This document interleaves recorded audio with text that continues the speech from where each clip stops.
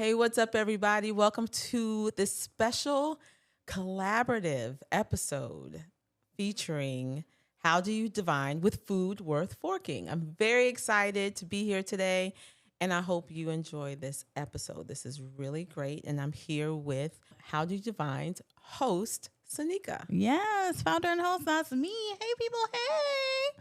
How are you? I am good. How are you? I'm doing great. Thank you for having me. Thank Of you for this course. Uh, collab. You know I love a good time. And that I do. I have Listen. discovered. Listen, I'm down for the get down now, girl. Yeah. Let's make it happen. Yes. So, as you know, Food Worth Forking is all about food, dating, and lifestyle. Yes. And so, and the target audience is for the mature. The adults. mature lady. Yes. Yes. Men Because and we women, men come and women. on, Because come we're on. refined and we're still cute. Yeah. Hey. What? What? So let's talk about How Do You Divine. Tell us about how you started, who you are, and how are you divining? Yes. So How Do You Divine actually came from a series of conversations that I just kept having in my life, helping mediate people through different definitions and conflicts and different ways of seeing one topic. And I felt like pre-pandemic, during pandemic, post-pandemic, we became such a divisive culture in our community where it was like, oh, if I define success like this and you don't agree, you're an idiot. So that really didn't sit well with me. It didn't sit well with me seeing it in media. It didn't sit well with me hearing it in my community, right? The beautiful thing is I feel like I always say I live in the best of both worlds. I'm a senior sales strategist in technology, so I live a lot in the tech space. And I'm also in media and communications, and I have my own podcast, and I also host. I'm an MC for corporate events and a lot of social events. So I'm everywhere, girl. I be outside. I love it. I love that. Be outside. Yeah. And I just have a great network and great friendships, right? So Yeah. to be a part of these conversations and hear what's happening and always having to step in and go, wait, but actually what you guys are saying are similar. It's not very different. There's differences in how you feel it should be executed. There's differences in how you feel like it should be implemented or presented. But the core of what we all want in life is very similar. And actually, if in reverse, those things are different, that makes us better. Who wants a room full of people who have the same thought? Boring. Yes, indeed. Right? Indeed. Right? So Indeed. that's how I was in media for a long time. Actually, in college, I was a part of my college's radio station. Yes. I was an MVJ back in the day. Yes.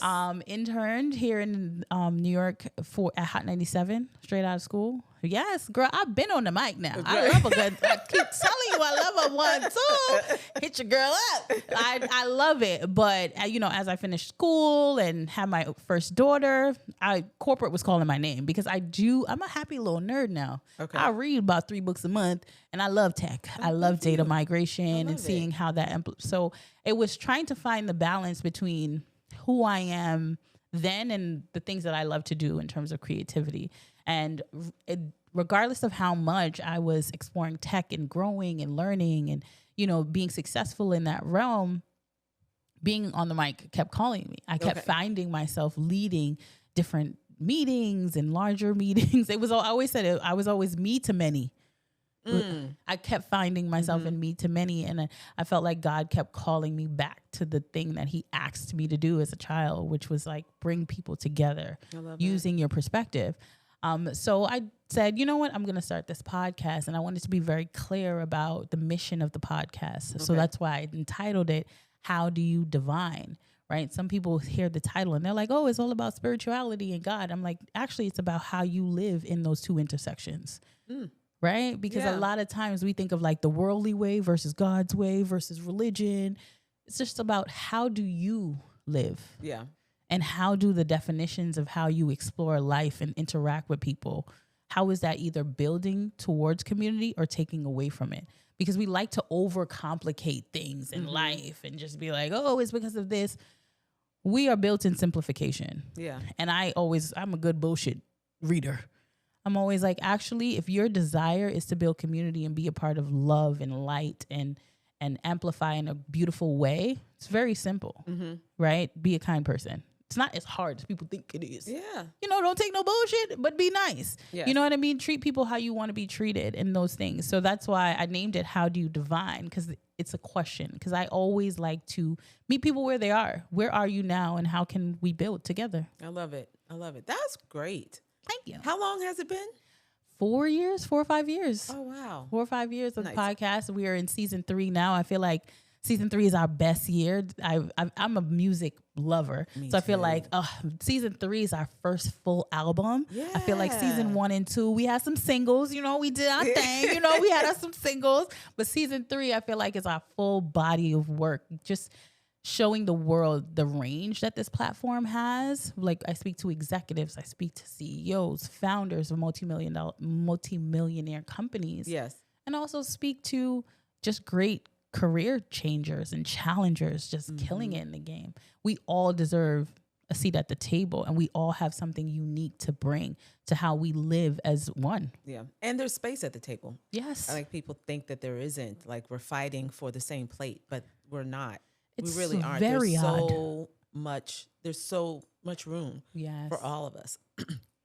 So I love it. And that you're doing it and it's intentional. Yes. And I think that, you know, I don't know, but I think that would be the difference in just how you're describing Yeah. this year for you, year 3 Yes. of the season, is moving in with intention. Yes. And that makes a huge difference. And I love it. Thank you. I Yeah. always I feel like everything I do, I try to do it with the level of intentionality. I feel like being a mom of 2 girls, like I'm raising 2 Black women in this world. Like, I don't believe in perfection. I believe in execution. Yeah. Right? To just show up as any room that they stand in, they belong in. So I just want us to be intentional, not to the outcome of when I show up, but why I'm here.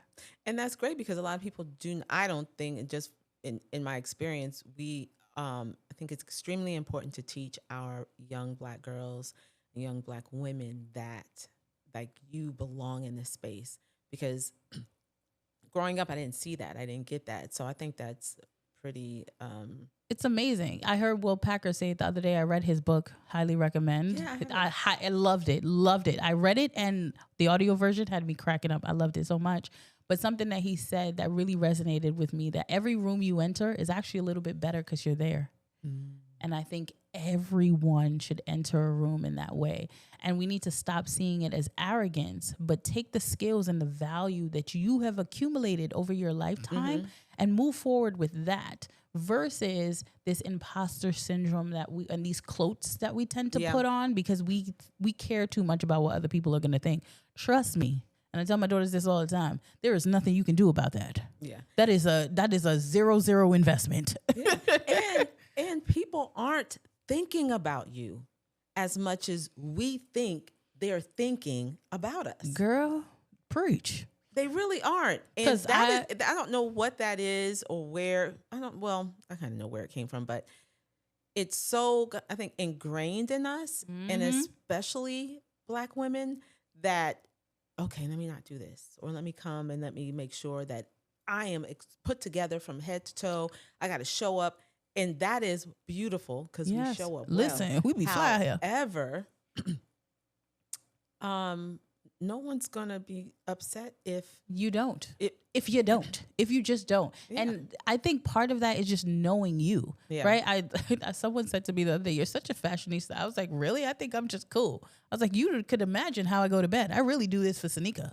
Like, I was like, really and truthfully. I was like, even during the pandemic, every single day I got dressed like I was actually going somewhere. Yes. I was not, but I did it for me because I felt like Sanika deserves that. Sanika deserves to be in the routine that makes me feel the best, which is getting up, getting showered, and getting dressed for my day, regardless if I leave the house or not. Yeah. And it's so funny. My mom does that.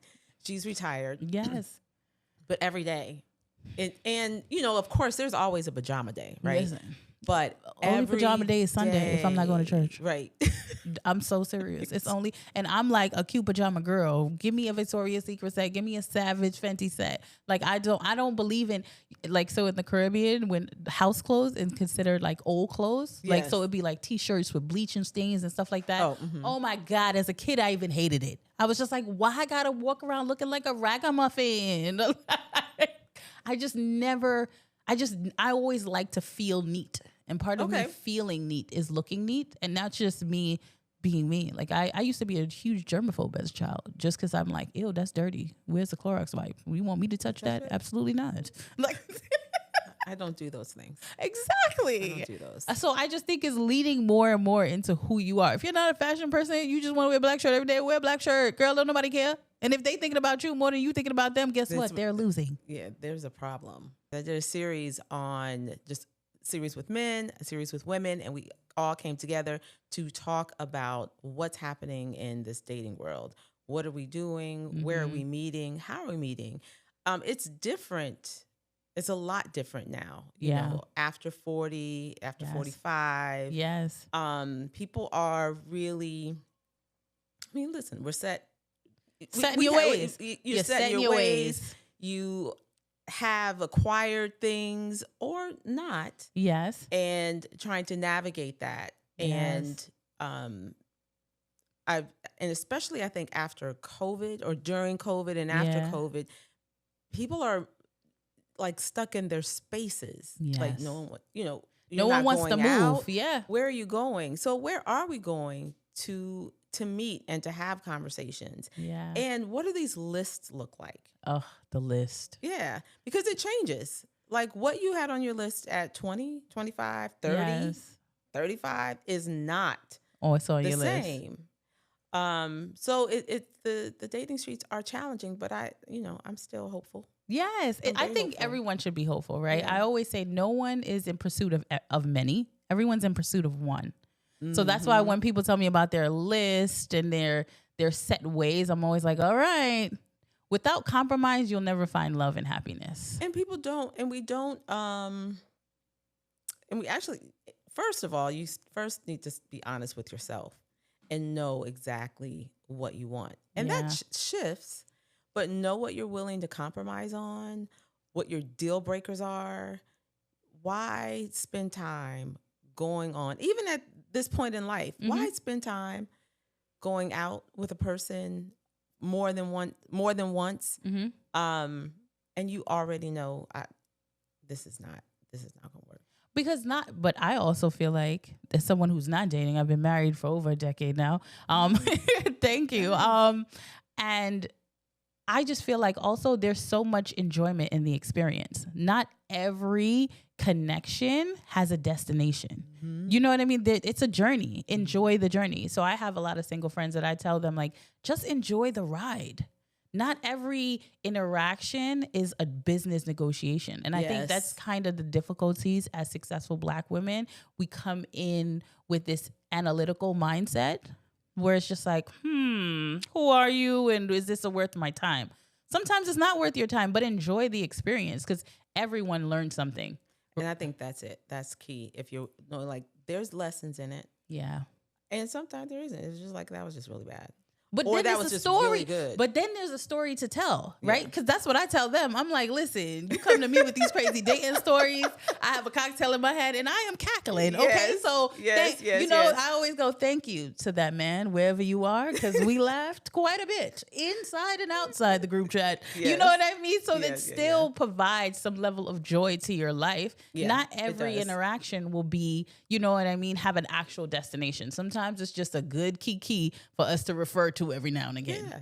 So as we talk about being part of Food Worth Forking, and one of the segments that I have, you seem to be a little drawn to. Because it's interesting. Because it's interesting. My sensual food fact. Right? Every time you say that, I see in my brain a woman just doing a little body roll and just, rubbing on her knees a little bit. Sensual food fact. It's giving, back in the days when commercials were like commercials, that's what it reminds me of. It just reminds me of a lady with a pinup hair and was like in the kitchen and she was like, well, today we'll be making a sensual pie. That's what it reminds me of. So the fact that you have a regular segment called Central Food Fact, I'm like, okay, roll the lady out then.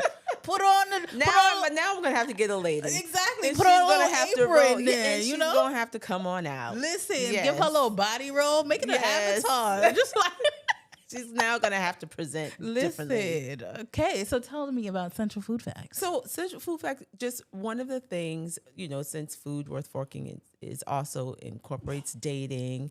Do we even know what foods like are one good for us, but also good for the libido, and that are very pleasurable? Yes. So that's where that section came from. Ooh. I was like, I'm interested in this. I bet you was. Find out a little bit more. And that I just kind of stumbled into that because I read about watermelon and what watermelon does for men and how they should have watermelon before they decide, they should be eating watermelon. Before It's time to get before it's time to look at you. have You a good said time. no little blue pill. No, Grab the watermelon. Go ahead and do natural. Start, a week or two. Get it ready. Summertime. Yes. Summertime. Listen, I didn't even know about that. Really, all I know about is pineapple because I'm Jamaican, and they be pineapple too. They talk about the pineapple. They said eat the pineapple, girl. They said eat the pineapple. I said, listen, I ain't never had no problems in that area. You know what I mean? I'll eat it just for shits and giggles. Let's get to the pineapple. Exactly. Yes. So my whole thing about this is just talking about foods or herbs that help the libido and also help other things. But really, it's about, swinging off the chandelier is what you're saying. Just a little bit. Possibly. Yes. A chandelier is meant to be reinforced. Yeah. I'm just Yes. So today we're going to talk about tribulus. Sensual food fact. Let's get into it. This plant is called tribulus. Tribulus, a small leafy plant whose roots and fruits are used in traditional Chinese medicine to treat chest pain, heart problems, kidney stones, dizziness, and skin disorders.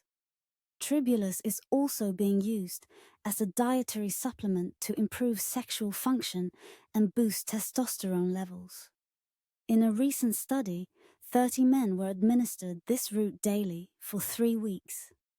The study results showed a significant increase in DHEAS levels in both diabetic and non-diabetic patients. Also, the frequency of successful intercourse was increased by 60%. This root helps to raise the libido in men and women and is considered one of the best aphrodisiac foods. Now, that is food worth forking. Tribulus is an herb. It's an ancient herb, Mediterranean, and an Asian herb. And so you could put it in I guess you could put it in a smoothie. You can make a tea, an herbal tea with it. I will say, disclaimer, to please consult with this one, please consult your physician before taking it and indulging, because you're only supposed to take it for about 90 days. And then you're supposed to stop taking it. But I don't know how long you're supposed to stop taking it. But, it's something that you can try, a couple times a week. Yes. And if you see how if you want to be on a swing and whatnot, if try a little. But that's interesting because it makes me think of alkaline water. People often feel like alkaline water is actually really good for your body and your pH balance, but it actually is not something that you can drink every single day. True. It can make you sick. Yes.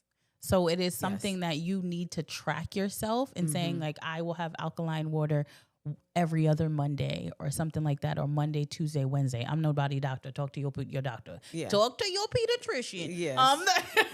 But I hear there's another game. So smash or pass. Foods that I have found that I would be like, would you really eat this? I would smash this. I would smash it, or I would not. And I have. So you can decide I love a good if you are going to smash or are you going to Pass. I love this. You know, I love me a good little prompt now, Yes. girl. I'm here for the theatricals at all times. All right. So you're gonna tell us the food? Okay, so the first one up is well, you tell me what you think this is. What I think the food is? Yeah, Ooh, tell me show what- us the food. All right. So this first one, I actually have the title on it. Yes. So Ooh. this is a deep fried Milky Way. What? So there's a light batter, right? Mm-hmm. But it's deep fried. Never heard of it. We're pass. I'm gonna pass. Cause You're what gonna pass? What in the big back behavior is this? Like this, I'm not I gonna would lie. try it. She said, I would try She it. said I will not. I will not. Yeah. I just feel like this reminds me of Carnival Crazy. When I Yes. go into carnivals and they're like deep fried Oreo, deep fried this. Wait, I'm have like, you ever had a deep fried Oreo? No, I have not. You want to know why? It is amazing. No. Yes. I refuse. I gotta there get are you so- some deep fried Listen, Oreos. this is No, I'll let you pass on the Milky Way, the fried Milky Way. You could pass, but that deep fried Oreo, I need that'll to have change your Yes. life. Listen, It'll I don't change it. know. It'll change I don't it. know. So what is this? Okay, so next up is this is fried green tomatoes, right? So you have fried green tomatoes, smoked Gouda, pimento cheese, Ooh. olive oil, balsamic onion jam, which is really good, surprisingly for me. Crumbled sausage, scrambled eggs. Oh. It's interesting. It's- Because it's interesting. I might smash. I'm not gonna lie. Out of I'm with it. sure intrigue, will I finish it? Probably not. I will do a three spoon. You know, a Right. little 3/4 And situation. then you might Then decide. I might. Then I might. Because anything deep fried, I'm not gonna lie, makes me go, why? I don't know. I love me a good fried chicken like the next girl, but anything outside of like a fried chicken, why we deep frying it? I don't know. I think it's my Caribbean roots. I just be like, why we are frying while I'm sitting here? Like, I'm like, them my fried Oreo, them my fried Kiak, why are we frying all these things? So you've never had fried green tomatoes? No. Look, she said you are missing out on life. All right, I'm gonna explore. And I might even let you take the rest of it off, but to have at least to try a fried green tomatoes. For one, I love Listen, tomatoes. Gouda is my favorite cheese. Yeah, and I do, but the fried green tomato. So of all the fried things, which one's your favorite? And just In all of the weird fried things. probably see, I don't think it's weird, but that might be because that's what I've known. Yes. Like I grew up on tomatoes and fried green tomatoes. So probably actually fried pickles.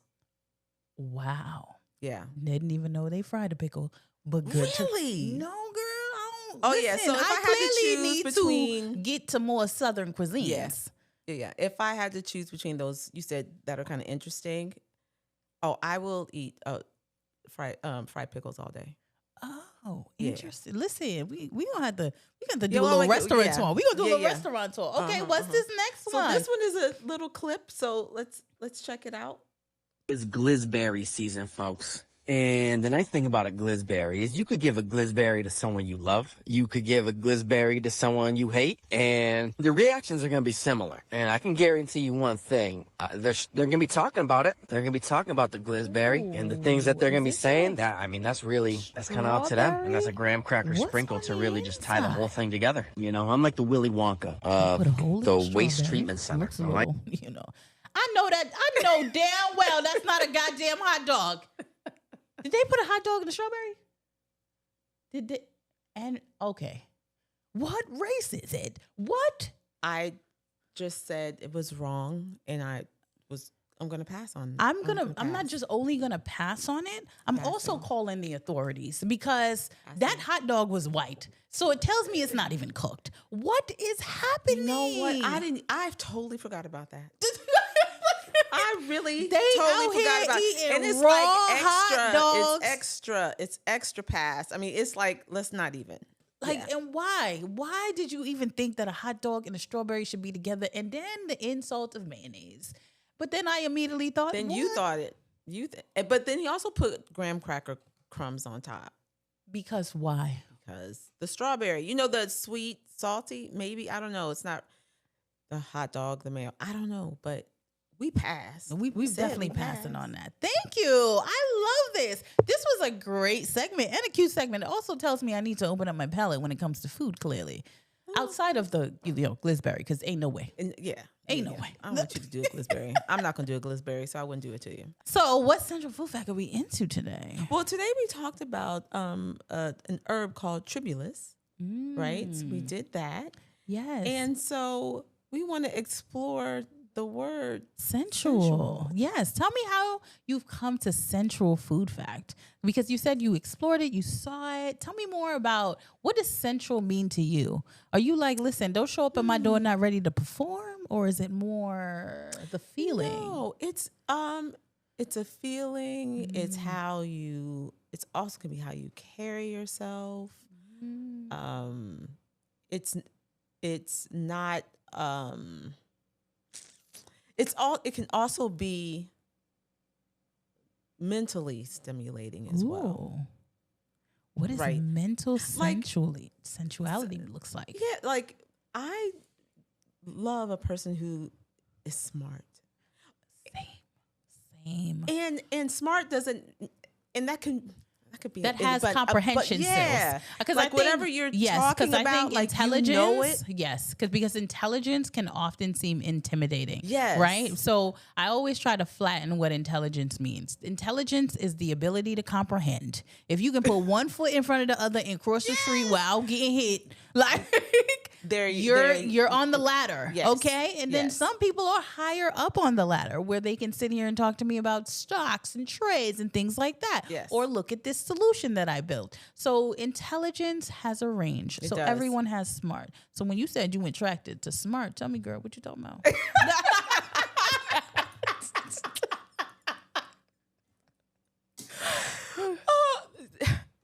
Sanika, come on, you're doing this to me. Don't do this to me.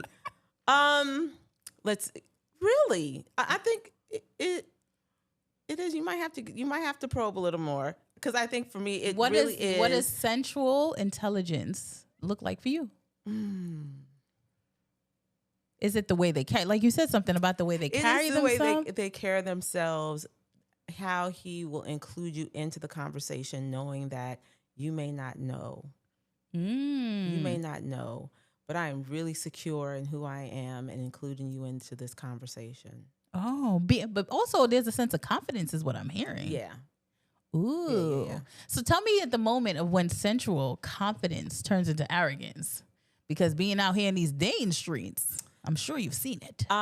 Which is really the opposite of that. When you don't include, there's this moment when you are making it about you. Mm-hmm. Like it really is. It's Your like, show. oh, okay. And you try to, okay, so what? And that person, you may try to ask that question. Yeah.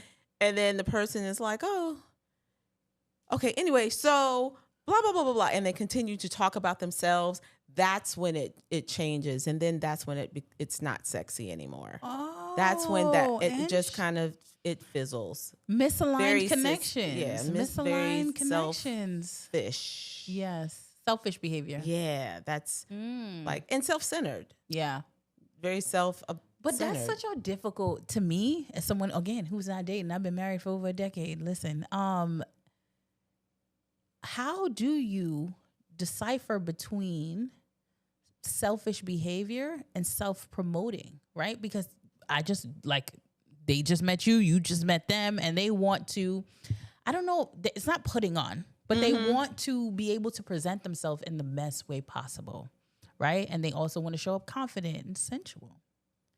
How do you decipher between, this is them telling me who they are in their own words, and maybe there's a little bit too much of you, or is it you coming in wanting them to ask more of you?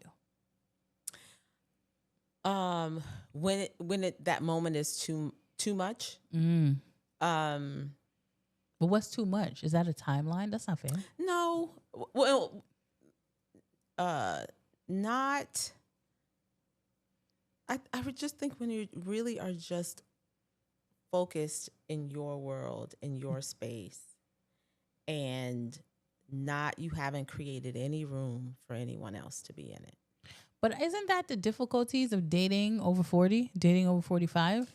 Absolutely. Because I just think at this point in life, we've all gotten super comfortable with our lifestyle.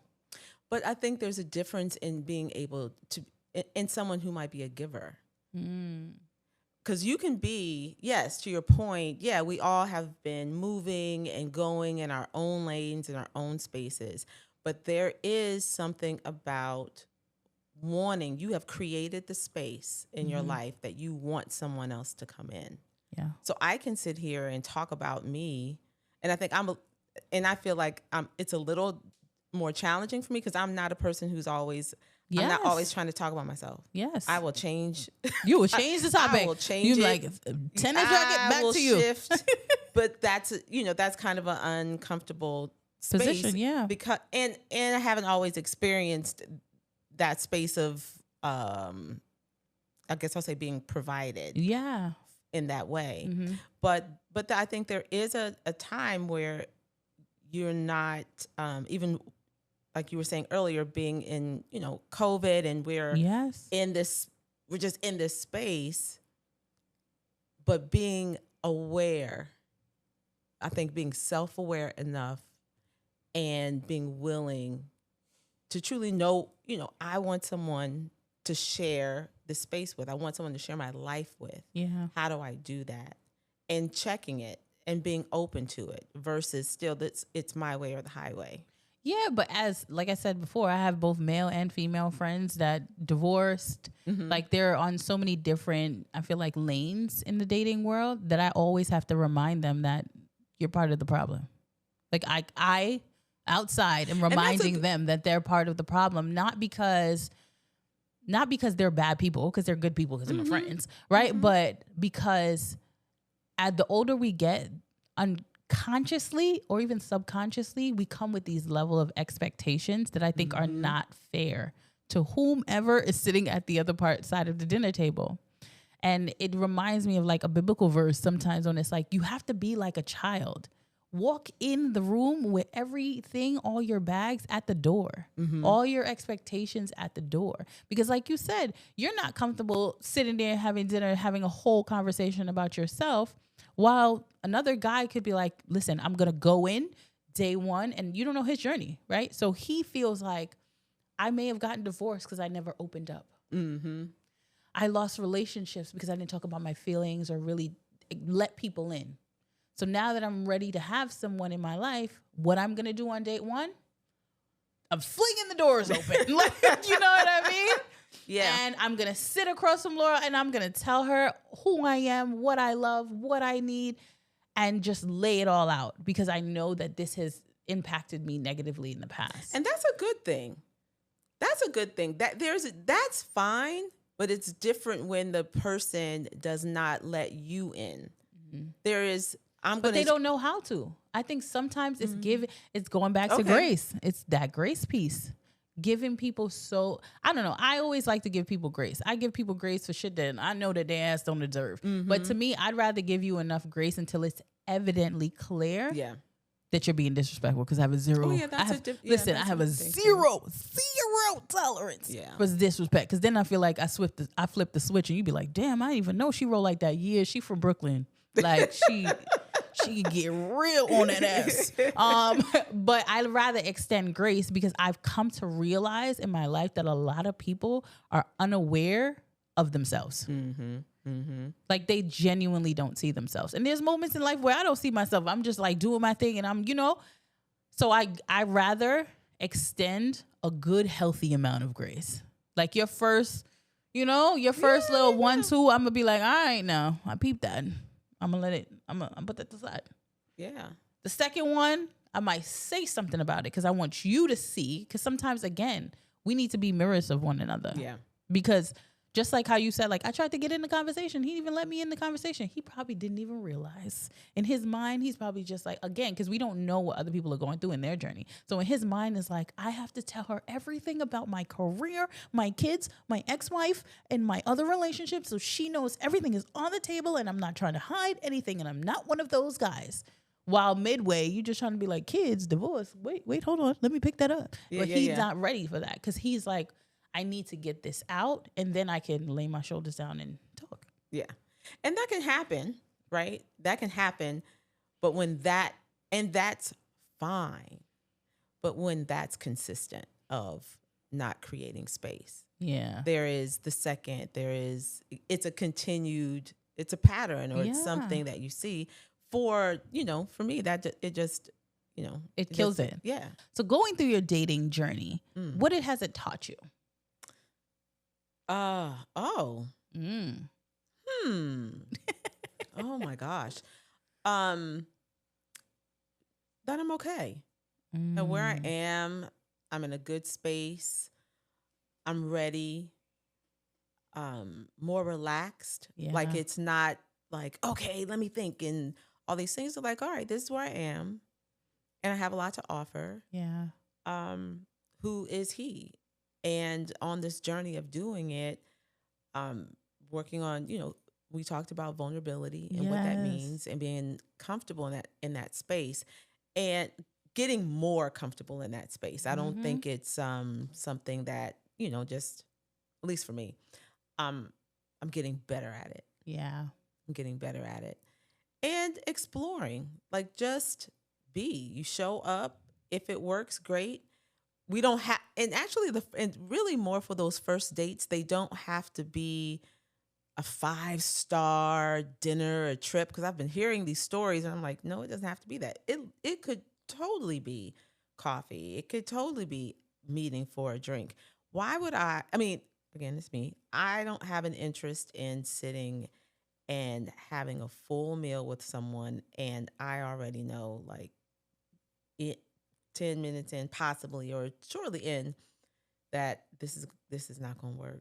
We don't have a conversation. So. That, and also I feel like the more, I don't know, theatrics is not the right word, but the more elaborate the first date is, in my perspective, the more it steals away from authentic connection, right? Yeah. I think when you meet someone to go grab a cup of coffee, or, hey, I'm in this area, you want to walk with me until I get to the train or wherever, it kind of puts us in a situation where we're in our own element and we can just talk and learn about each other, versus I'm going to make a reservation at Nobu and you meet me here and you don't know what should I wear and how do I present myself, and maybe this is my first time. So then it becomes more about the cuisine, the outfit, and all these other things.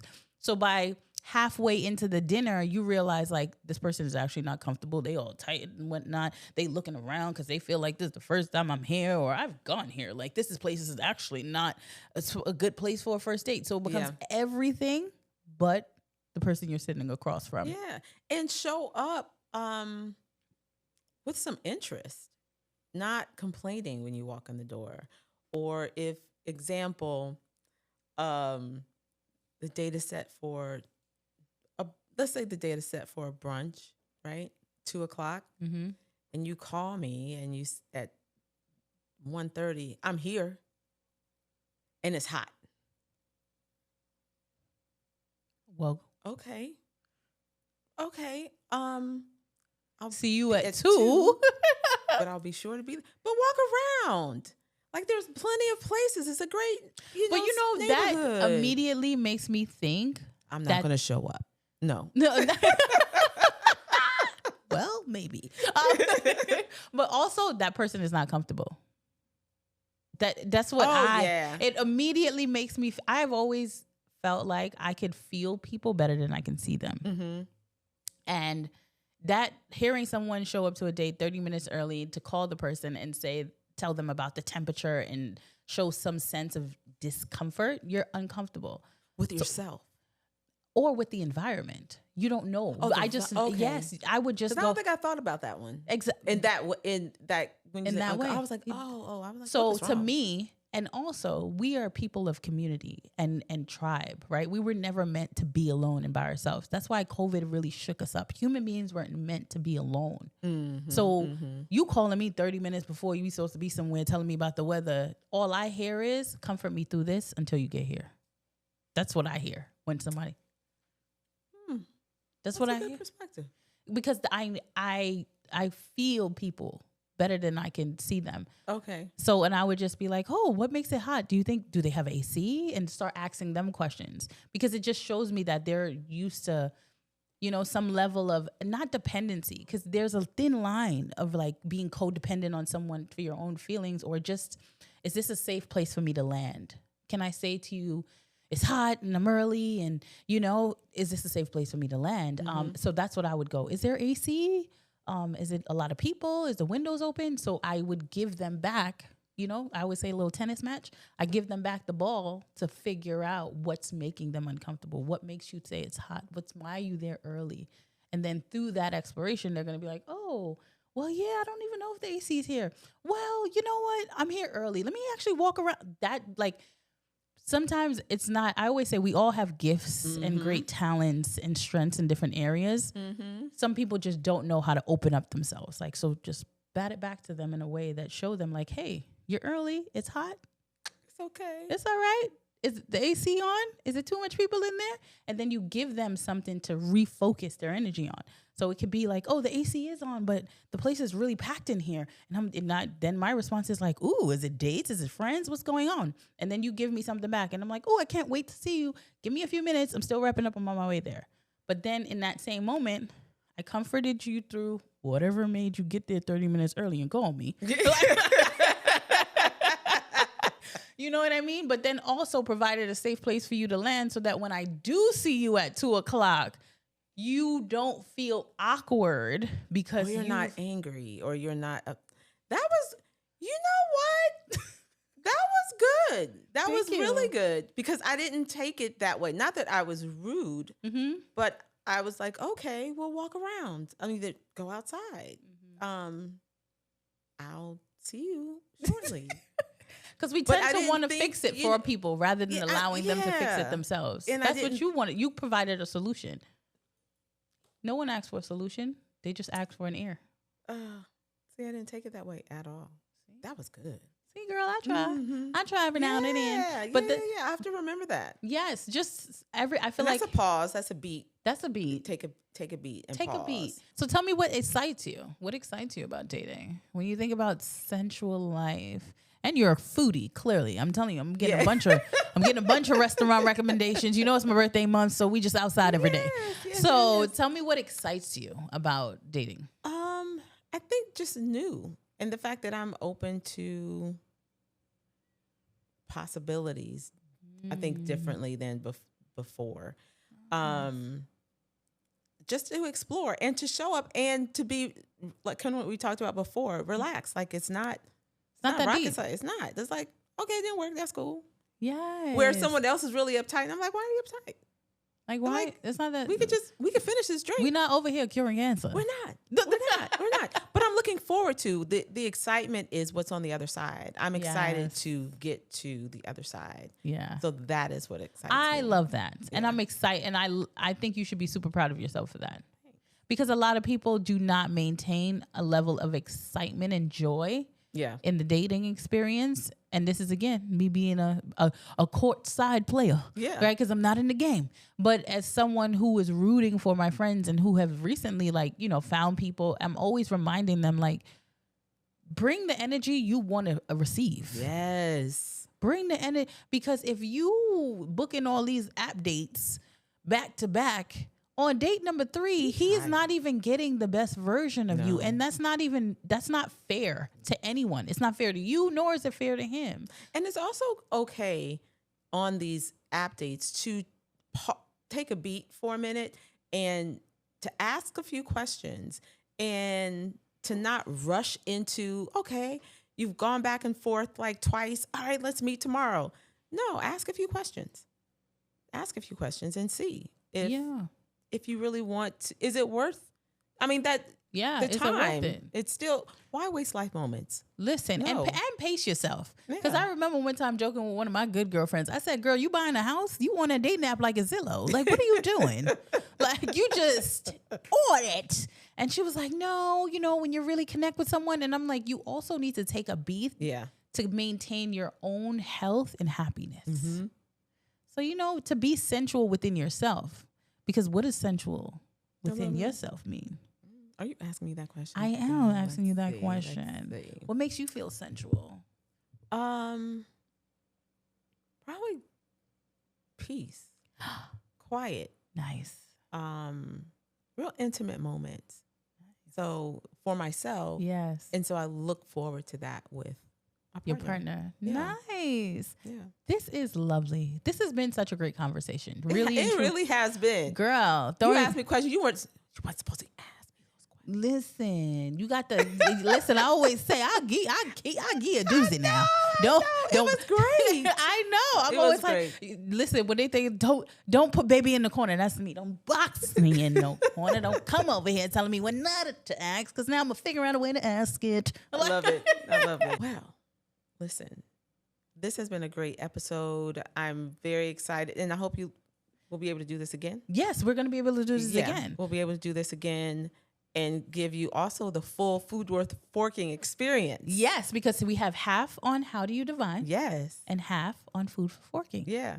So until we eat again, make it food worth forking.